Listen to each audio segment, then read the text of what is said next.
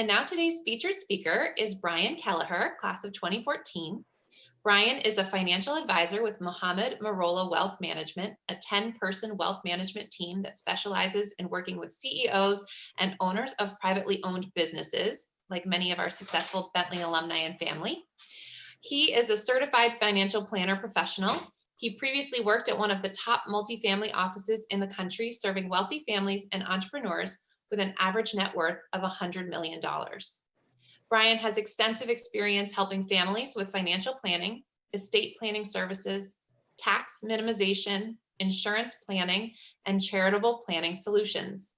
He is a Bentley alumnus who is active with the Alumni Network and most recently joined our inaugural FOLD, that's Falcons of the Last Decade, another acronym for you all to remember, board to increase engagement with our most recent alumni. So without further ado, please join me in virtually welcoming Brian Kelleher. Thank you, Brian. Thank you, Emily. Thank you for the great introduction. And thank you to you all for joining us today to talk about wealth structuring strategies and how they can help you manage your wealth today and prepare for the future, regardless of market conditions. My name is Brian Kelleher. Over the course of this presentation, we'll do 4 things, I promise. Address how the coronavirus is impacting the markets in your finances. We'll take a look back at historical periods of volatility and market downturns and what critical mistakes you should avoid. We'll discuss wealth structuring techniques and how they can help you preserve, protect, and control your wealth. And lastly, we'll offer you some practical ideas that you should consider now so you're best prepared for the future. This one's for the highly paid lawyers at Bank of America. 3, 2, 1, okay. First and foremost, I hope you and your family and friends are safe and healthy and stay that way. It feels like we're getting hit from all angles these days, politically, economically, and socially. There's no shortage of concerns, uncertainty, or scary headlines from our friends in the financial media. When I speak with clients, there are really 2 main concerns that stand far and away above the rest these days. The first is what might happen with the election, and the second is a further resurgence of COVID and related shutdowns. I think I would be remiss at this point in the year if I didn't at least touch upon the election. I'll cover it really from a behavioral finance perspective, because I don't have any more insight into the outcome than you do, of course. The first thing I'll say is that as investors, it's absolutely critical to take our political convictions completely out of our investment decision-making. One saying I often share is that we make decisions based on policy, not politics. It's hard to do this, but that's why it's essential. An infamous interview that Warren Buffett once pointed out was that for about half of his career as an epically successful investor, the president has been the guy he's voted against. If he can adapt, I know that we can as well. The second thing to keep in mind is that no matter who gets elected, no matter what their policies, superior companies will continue to thrive by acting in their shareholders' best interests. The president, nor the Congress, nor the Supreme Court cannot force a company to operate at a loss for any length of time. Lastly, and possibly most importantly, we need to remember that we can't predict or time what the stock market will do around the election. And this shouldn't really be a concern because neither can anyone else.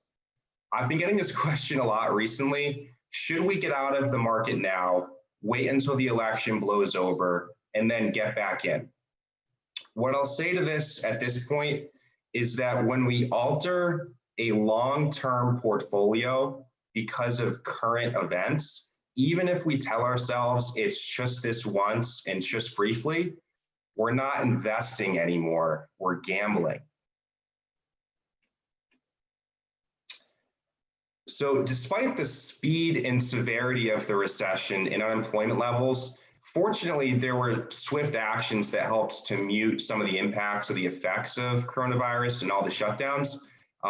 Number one, the Federal Reserve was really quick to enact stimulus measures and also facilitate liquidity and help provide reassurance to the markets. In other words, essentially, it took them a matter of weeks to implement everything they implemented over 2 years in the 2008 financial crisis. So they did this all in a matter of weeks. Congressional legislation in the White House also did a lot to support individuals and small businesses, and it's ongoing. So this is best exemplified by the PPP loans to businesses and the stimulus checks and the increased unemployment benefits for a period to individuals. Now, I won't spend too much time on market outlook, but our chief investment office at Merrill Lynch feels that we could already be in the early stages of a new bull market, believe it or not. There are a lot of positive fundamental indicators with housing and manufacturing and falling unemployment, better than expected corporate earnings so far this year, and higher than ever savings rates, which are creating a pent-up demand with consumers. So all of those fundamental indicators are strong, even given some of the uncertainty with the election and COVID and some of the other scary headlines we're seeing. All right, so let's talk about how to weather current markets and what to remind ourselves of. The most powerful tool we have for weathering volatile market conditions is really maintaining discipline. Regardless of market conditions, there are a few investing basics that you should keep in mind. First of which, for most of you, investing is a long-term pursuit. You're investing for needs 5, 10, or even 20 years or more down the road. Long-term goals are best served by taking a long-term approach to investing and staying invested, which means not abandoning the markets during short-term periods of volatility. On the topic of goals, it's important to remember why you're investing in the first place. Annual performance does matter, but the real measure of how you're doing is how you're progressing towards your goals. It's through this lens, one that takes into account not just performance, but also risk over the long term, that all progress should be measured. Now, historically, establishing an asset allocation that's aligned with your goals, diversifying your holdings within your investment allocation, and rebalancing regularly have been the best way to achieve superior risk-adjusted returns over the long term. Equally though, if not more important, to do the right things is to avoid making the big mistake with investing. For you golfers out there, one analogy is that scratch golfers do not necessarily hit the largest number of great shots, they hit the fewest number of really terrible shots. In no particular order, here are the 4 biggest mistakes we see with investing that can completely derail an investment plan. First is under-diversification. This is holding the majority of your investment portfolio in 1 or 2 or 3 stocks, including your own company stock. So that's under-diversification. Number 2, euphoria. Getting swept up into the latest hot stock that your friends, neighbors, dentist made a killing in. That's euphoria, number 2. Panic is number 3. A complete loss of faith in the future and in your long-term plan. Panic is buying into the notion that this time is different and making a drastic change based on current market events. That's number 3, panic. Number 4, speculating when you think you're still investing.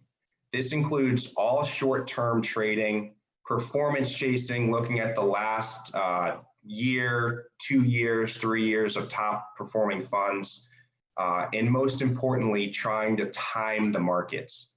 That's number 4, speculating when you think you're still investing. So to recap all those, under diversification, euphoria, panic, and speculating when you think you're still investing. Finally, you'll always want to be on the lookout for opportunities. Even in falling markets, there are still opportunities. These could include strategic rebalancing, which means as your stocks in the allocation fall in terms of the overall allocation because of prices falling, selling bonds to buy back stocks which are now at a lower price. Also tax loss harvesting. So let's say you bought a stock at the beginning of the year and now in March or April it's at a loss. you can sell that, capture the loss for tax purposes, and buy it back 31 days later. So that's tax loss harvesting in a falling market, as well as just making tactical investments overall. As you think about how you want to prepare for the new normal, you also may want to consider how wealth structuring techniques outside of investments can help you prepare for the future while taking advantage of opportunities today. And all of this is really to help you safeguard who and what you care about most. When you're thinking about wealth structuring techniques as part of your larger plan, it's always been important, but the nature of the pandemic and market volatility might for you have brought these topics into more focus. Maybe your income was impacted, or you've seen a decline in your business. Maybe you're concerned about the possibility of tax increases down the road with a potential change in administration. Or maybe the health aspects of the pandemic just have you thinking more about the future in ways to prepare. It's only natural at this point to be asking yourself questions like, have I taken the necessary steps to protect myself and also my family? Do I have the right structures in place to manage my wealth now and in the future? Should I update parts of my estate plan? Is now the right time to consider wealth structuring? So wealth structuring is an important part of your overall financial strategy, and it can help you plan for the future and secure your family's well-being. And in the current market environment, there are even some strategies that are favorable given the current conditions. Let's look at what wealth structuring is. Anytime you think about your finances, the first step is to identify your goals. When we think about wealth structuring, you need to ask yourself, what is the purpose of my wealth? And what do I want to do with my assets now and in the future? So simply put, wealth structuring is intended to accomplish three objectives. We want to preserve the wealth we've created and attempt to maximize its value by managing taxes and preserving expenses. We want to protect our wealth from unexpected risks or unforeseen events like loss of income and loss of ability to take care of yourself, or even loss of life. We want to control our assets so you can determine how they should be distributed to provide for the people and the causes you care about most. These are the core elements of most wealth structuring discussions. As part of an ongoing journey, we'll look at all three areas to develop a plan that addresses your unique needs over time. A thoughtful conversation about your goals for yourself and your family and the lasting impact you want to have is absolutely a starting point. So wealth structuring includes some foundational elements that everyone should have in place. Things like your will, beneficiary designations on accounts like your 401k, your IRA, life insurance policies. It includes healthcare proxies and powers of attorney, advanced directives such as a do not resuscitate election, and lastly, revocable trusts. Revocable trusts can help you maintain control of your assets in the event of incapacity. It can help you keep your assets out of probate, and it can even minimize your estate taxes in some cases.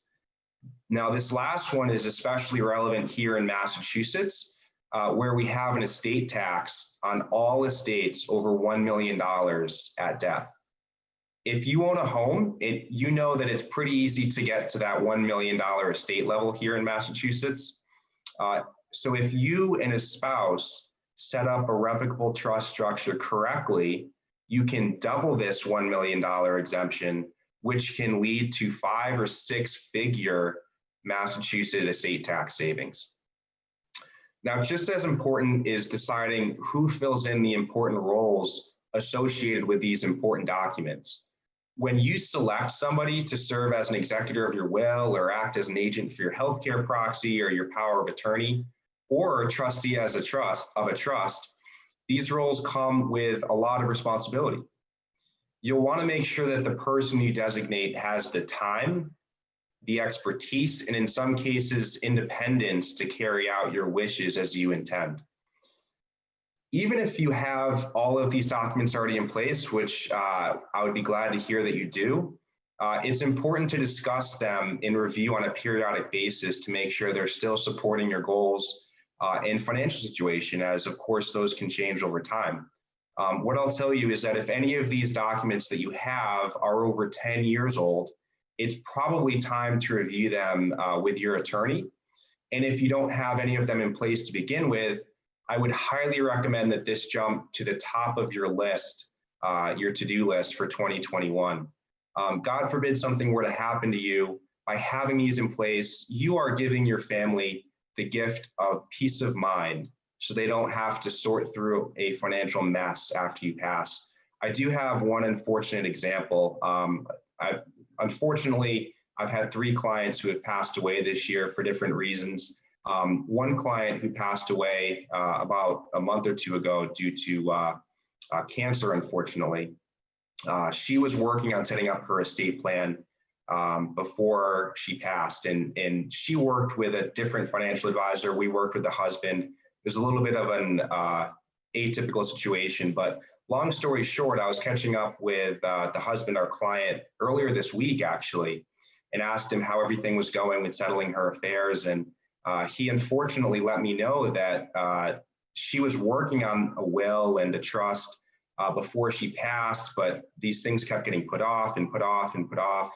And the resurgence of breast cancer that she had took her pretty quick. So she passed away without a will in place.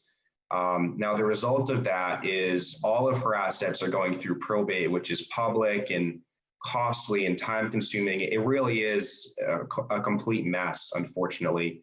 And that's the last thing that our client, her husband, wants to have to sort through as he's just adjusting to life without her. So that's just one example I've seen, which is a really bad outcome. It's definitely worth taking the time and investing in giving your family the peace of mind by setting up these crucial documents. All right, so in addition to the foundational elements we just talked about, it's also important to consider your larger financial picture, things like cash flow and liquidity to make sure you have enough cash to fund your expenses, as well as any large purchases you'd like to make. Now, I get the question a lot of how much should be in my emergency fund. The cookie cutter response is 6 months of living expenses, but the real answer is whatever amount makes you feel comfortable and sleep better at night. For some of my clients, it's $10,000. For some, it's $50,000 or $100,000. The main thing is you don't want to have to tap into your investment accounts during periods when the market is down, like we saw in February and March, in order to withdraw funds to cover your expenses if anything unplanned comes up. Second on here is retirement goals and any activity you'd like to engage in, such as starting a second career. Now, I'm hearing more and more from my business owner clients lately that after they sell their business, they want to go into consulting in some limited capacity for a number of years. Your financial plan should target the age or year that you want to slow down from the grind of your current career and transition into the next stage of your life. So your plan should target an age or career or year, excuse me. Third is planning for any potential investment opportunities that can help you take advantage of market opportunities. And lastly, are philanthropic and legacy goals. Now, this could be for charitable gifts today, as well as in the future that can help you support the causes you care about most. And in just a couple of minutes, we'll talk about one creative estate planning vehicle that'll help you do that. In the current environment where investments and businesses are at lower valuations, wealth structuring can be opportunistic to help you take advantage of the situation. Now, this can be advantageous for certain wealth structuring techniques, such as conversion of a traditional IRA into Roth. If your traditional IRA has declined in value, now may be a good time to consider that Roth conversion. So how this works, The assets are generally subject to income tax when you convert from a traditional to Roth IRA, but if the value of that account has gone down, the amount of income to be recognized could be lower. Now, this might not only mean lower taxes, but it could also help keep you in a lower tax bracket, particularly since mandatory distributions for most retirement accounts have been waived for this year. Now, once inside the Roth IRA, the value of the assets may not only rebound, but they also grow in a tax-free environment. In other words, you don't have to pay taxes on any distributions you might take once it's in the Roth IRA.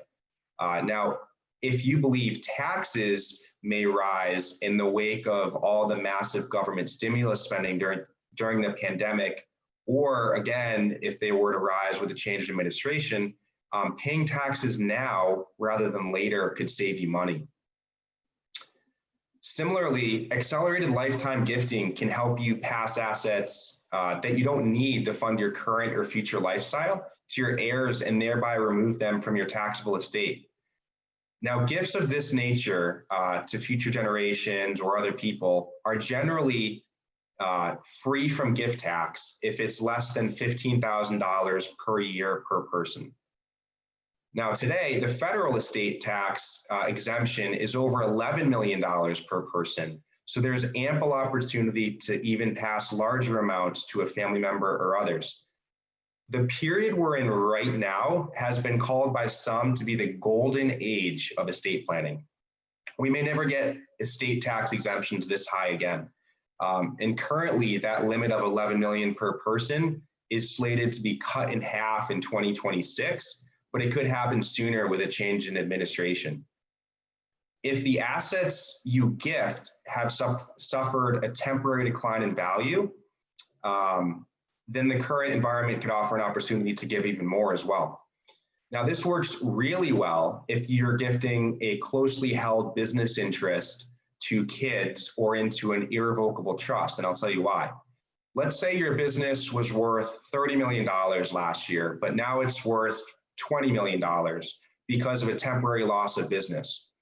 You would be getting a 1/3 discount on your gift and allowing all future appreciation of that business interest to happen outside of your taxable estate if you were to gift it to either your kids or to an irrevocable trust.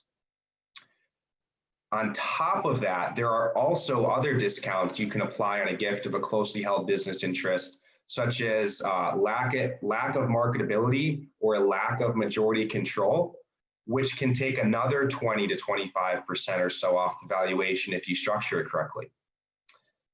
A third strategy is generation skipping wealth transfer. If you have a taxable estate in excess of the current federal exemption, again, it's $11 million per person, you may want to pass some assets to your grandchildren and skip a generation, that being your kids. Now, there are some trusts that are designed to benefit these grandchildren or even more remote descendants, but there's a cap on how much can be passed to those beneficiaries before a generation skipping tax kicks in. The government has thought of everything. So you want to save a generation of taxes by gifting to your grandkids? Well, the government thought of that. So now may be a good time to consider allocating your GST, for short, GST exemption, to trusts that are not already exempt.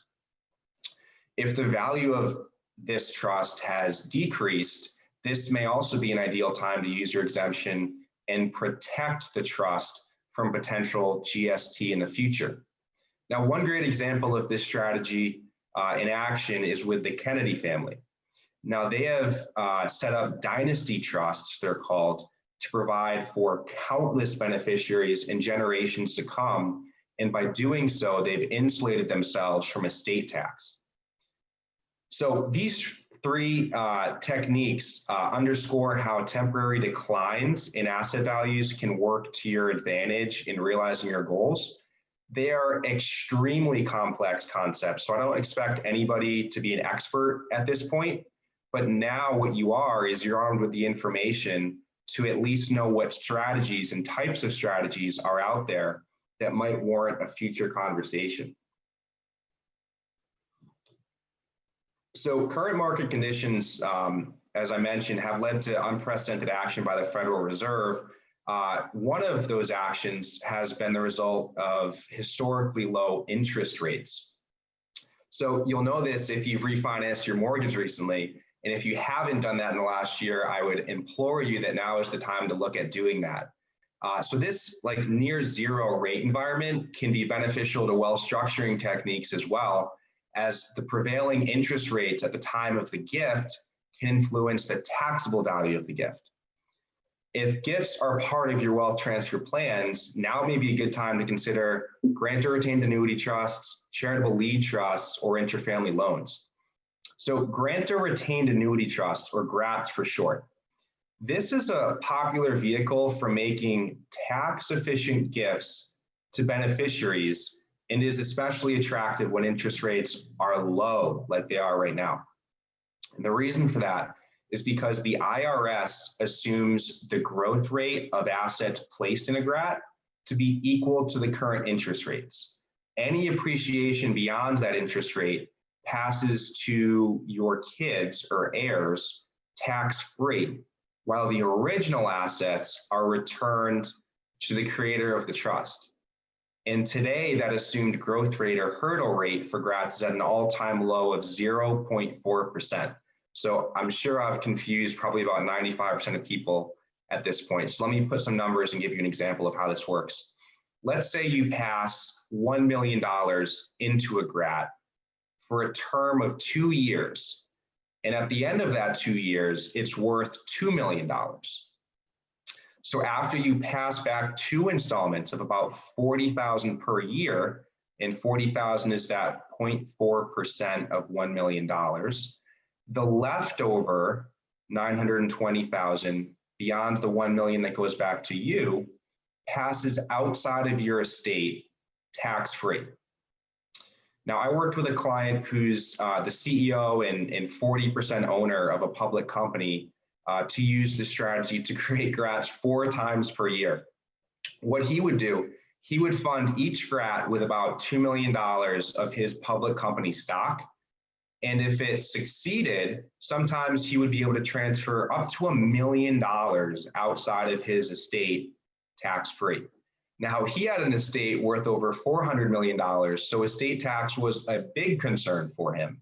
And by doing this 4 times per year, he's been able to pass a significant amount to an irrevocable trust set up for his kids, again, outside of estate tax. So that's a GRAT, or a grantor retained annuity trust. Next on this list to consider is a charitable lead annuity trust, or CLAT. So CLATs operate in much the same way, except in this case, the annual payments go to a charity. When the trust terminates, any remaining assets go to your heirs. So CLATs are a really great way of supporting charitable causes you care about, and at the same time, potentially transfer wealth to heirs without any gift tax. One last technique to consider is intra-family loans, intra meaning within your family. Now, these loans allow you to lend money to a family member, often an adult child, at an interest rate that's equal to the rate the IRS designates to avoid any gift tax implication. And currently those rates are at 1% interest or lower, depending on the length of the loan. What the borrower can do with that loan is use the funds to acquire another asset like real estate or a business, with the potential to generate a higher rate of return than the interest rate on the note. Now, it's simple math. So borrow at one rate, 1% or lower, in anticipation of returns at a higher rate. This is a really popular strategy at this very moment with the highest net worth individuals in the country because of a concern of a change in administration, cutting the current federal estate tax exemption of $11 million per person down in half. Now, let's say you and your spouse make a loan of $11 million to your kids. So you've done well, you're setting up your kids, great for the future. You loan your kids $11 million.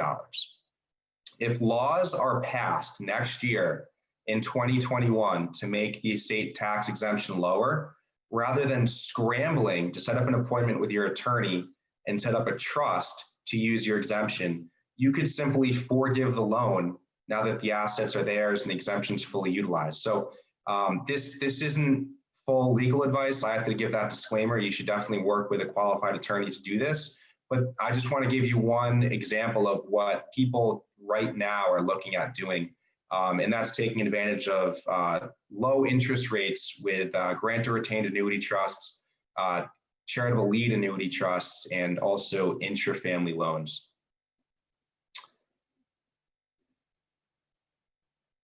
Now, if your wealth structuring plan includes a trust, you'll also want to take time to think about how that trust will be administered.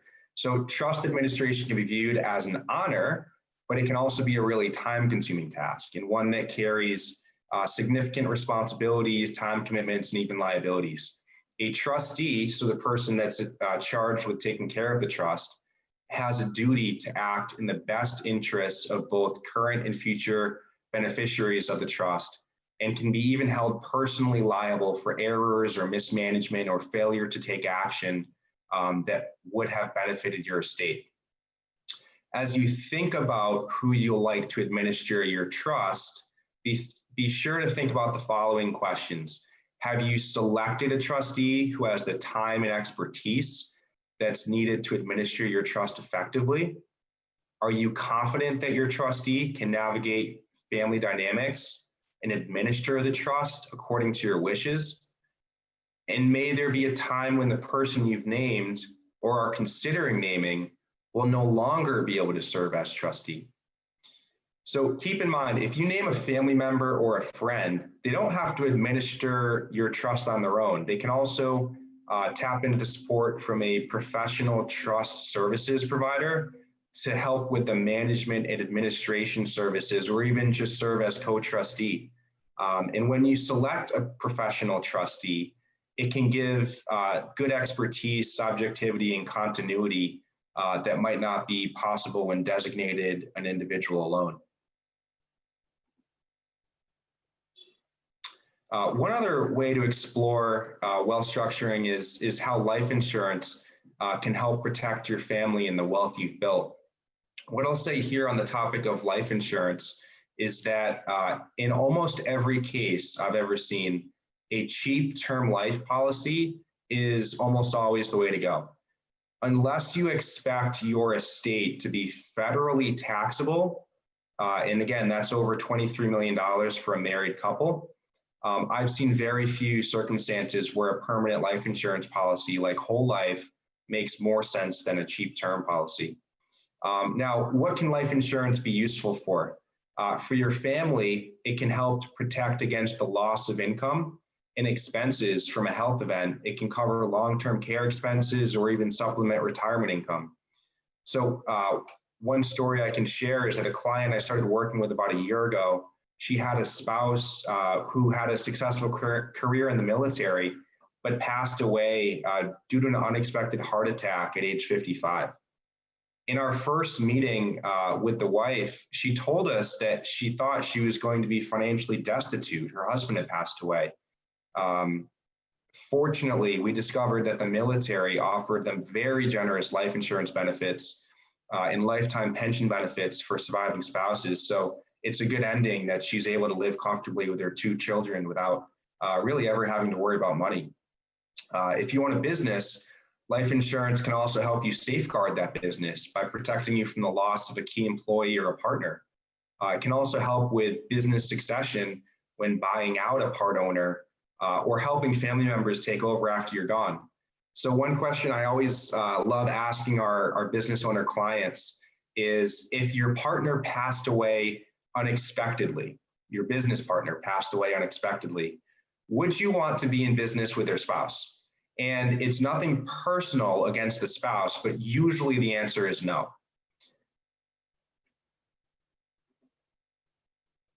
All right, so please ignore the Bank of America sales pitch here, but I do want to point out the full team approach that's pictured. None of these strategies that we've talked about with wealth structuring should be implemented in silos. So one of the most common and also most tragic mistakes I see with new clients is not implementing their estate plan after completing it. They spend months and a lot of money with a very competent trust and estates attorney to create a sophisticated estate plan with wills and trusts and so on, but they don't take the very last step to fund the trusts by retitling any of their investment accounts, real estate, or retirement account beneficiaries into them. If you don't fund the trusts, all you're left with is a very expensive binder. Your wealth management team should be connecting directly with your estate attorney during the estate planning process, preferably, but especially afterwards, to understand their exact intentions for funding the trusts. Also, the reason that that's helpful if they connect directly with the attorney is so they understand what needs to happen next. God forbid something were to happen to you. So we are often the first person that is contacted when a client passes away to help their family sort out all the financial matters. So when we're fully involved in the process and up to speed on the entire plan, it makes that process much easier for everybody. So with all this considered, what should you do next? This checklist is a good reminder of the things you can start to address, steps that'll help you maintain confidence in your investment strategy and stay on track toward your long-term goals. So develop a goals-based strategy in the first place and stay invested. Maintain a well-diversified portfolio and enough liquidity, which means enough cash reserves. Adjust and rebalance your portfolio to align with your goals. And lastly, look at how wealth structuring strategies, including some of the ones mentioned today and a lot more that are out there, can help you further prepare for the new normal. So in closing, remember to focus on your goals and your plan, especially during trying times like we're experiencing right now. A quote from my favorite Stoic, Marcus Aurelius, reads, "You can have power over your mind, not outside events. Realize this and you will find strength." So we can't control everything, but we can certainly control how we react to external events. My contact information is here. If you'd like to reach out with individual questions, I'm always happy to help, fellow Bentley alum. My team is also taking on new clients if that's something anyone's interested in as well. But at this point, I'll turn it back over to Emily for some questions from the attendees. Thanks, Brian. I know I learned a lot from your presentation, and we did have one clarifying question around the generation skipping trust. You said there was a limit to how much the beneficiaries can receive before paying tax. Could you clarify? It's not so much a tax on what the beneficiaries receive. It's actually a tax on how much can be transferred from your estate into the trust to benefit those beneficiaries. So it's the same amount as the federal estate tax exemption, which is about a little over 11 million today. So it's a generation skipping tax on what you transfer outside of your estate, skipping a generation, most often to grandkids. So hopefully that helps clarify the question. Thank you. All right, now we'll take some other questions. If you have a question for Brian, feel free to put it in the Q&A box. We have a couple more minutes to address some questions. I'm going to start by asking you one that one of our alums submitted in our registration process. So this particular person is interested in options for saving for children's education. As we all know, it's very expensive. What are some suggestions for the goal of saving for children's education? Sure, yeah, and great question. So I think one of the best places to look first is a 529 education savings plan. So almost every state has them. In some states, like Connecticut, I know is one example, you even get a tax deduction on money you can contribute. The benefit of a 529 plan is that any money that you put in, let's say you put in $10,000 and it grows to $15,000, that $5,000 gain, you don't have to pay any taxes on when you withdraw it, as long as it's for qualified education expenses. So qualified education expenses is most often thought of as college. Also, as of a couple of years ago, you can use up to $10,000 a year from a 529 for private high school and private secondary school as well, outside of college. So 529s are typically the best place to start with saving for college. And my typical advice there is to front load it. So As your kids are younger, you have the benefit of time on your side. So try to put more in the 529s as early and quickly as you can, because then you have the benefit of time on your side to let the assets grow, because all that growth is tax-free. Thank you. Good advice. All right, let's see. Our next question is, what is the best investment vehicle for an emergency fund? You talked about amounts and short-term savings, 1 to 3 year window. Got it. Okay. So I think that question's in two parts. I wouldn't call an emergency fund necessarily for a 3-year window, but any amount that you think you might need to use in the next year should only ever be kept in cash. We can't predict what the market's going to do. If you have money invested that you might need in 6 months for a new home purchase or anything like that, any amount of money that you need in the next year, I would highly recommend staying cash. Beyond that, these days, there aren't many very safe vehicles like money markets that are paying high interest, unfortunately. So that's the flip side as consumers of interest rates being so low.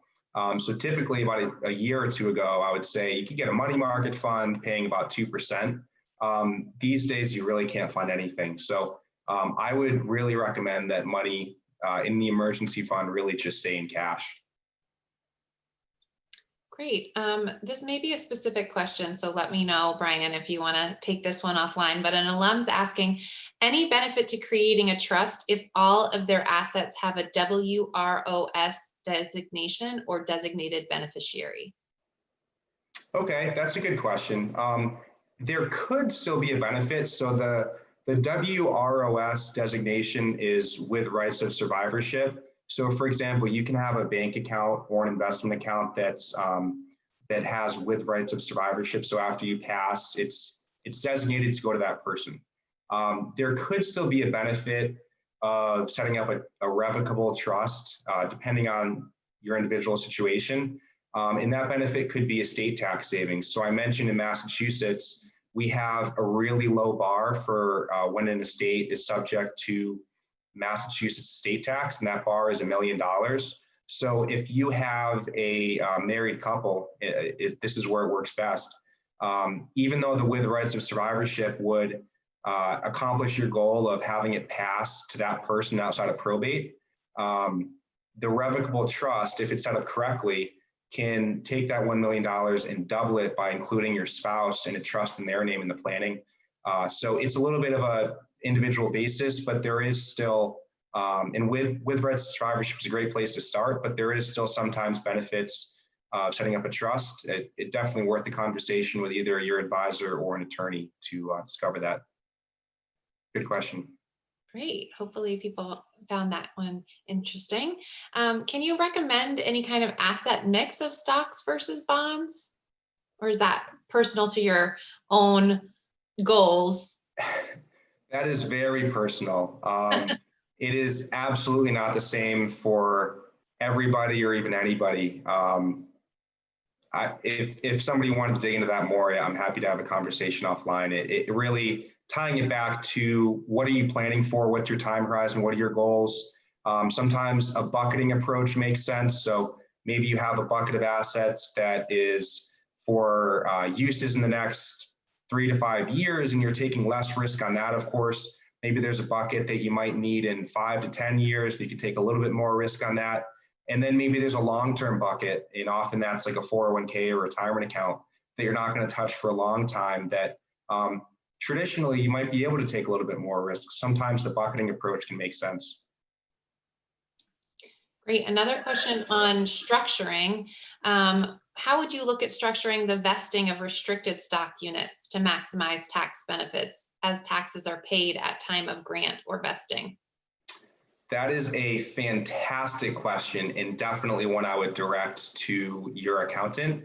And the follow-up there is if you're receiving RSUs and maybe other types of incentive compensation with stock, et cetera, and you don't have an accountant, I would highly recommend you work with one. And luckily, we all went to Bentley, and I'm sure we know a handful of really qualified accountants to work with.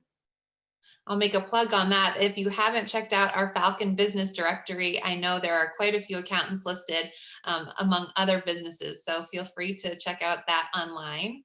The next question is, if my wife and I have joint bank accounts in both of our names, is the right of survivorship automatic, or does one have to specify? So if it's a married couple and there's joint bank accounts, in let's say this person passes away, it will pass to the spouse. The with rights of survivorship and other types of designation like transfer on death, those can also be used for non-spouses as well. At least I know that transfer on death certainly can. So if it's a married couple, everything will pass to that spouse automatically. Going back to the revocable trust, though, I guess I'll explain a little bit more how it works. So let's say you have an account with $1 million in it, or $2 million in it, rather. If that were just to pass by the nature of it being a joint account to your spouse, that accomplishes one goal, which is just to have things efficiently stay within your family and avoid probate. But it does not accomplish the goal of doubling your estate tax exemption. So what a revocable trust can do, if it's set up correctly for your family, is at your death, in this case, $1 million of that $2 million would pass into a trust, and then the other $1 million would pass into just directly to the spouse. So the $1 million that passes into the trust utilizes your Massachusetts estate tax exemption. Then the other $1 million, when the second spouse passes away, would utilize theirs. So it's a little bit complicated. That's why I didn't get into it too much earlier. But essentially, that's how it would work. And there still, again, would be a benefit potentially, depending on the person's situation, to still setting up that revocable trust, not just relying on a joint account. Great, thanks for that clarification, Brian. Are large cap mutual funds a better bet for investment during and after the pandemic period? That's a great question. So my opinion on the specific funds you're investing in is not to get too complicated. Just really, I prefer low cost index funds. Large cap funds could definitely be a part of that mix of the allocation in your account. I do think that large cap funds these days are a great place to be with a significant part of your allocation, because in a volatile market period, they'll typically weather it better. So it really depends on the person's situation, how much they should have exposure to, of course, in that type of fund. But really, in terms of what type they're picking, I would say a low cost index fund, like an S&P 500 fund, that's great. Great, thanks, Brian. Do you have any closing thoughts before we close out? Well, I appreciate everyone who is still tuned in here for your time and investment of time in bettering yourself and hopefully your family situation today. So I hope you learned a couple of things, and I'm always happy to answer any individual questions. So please do feel encouraged to reach out for this. So thank you, Emily and Bentley, for putting this all together.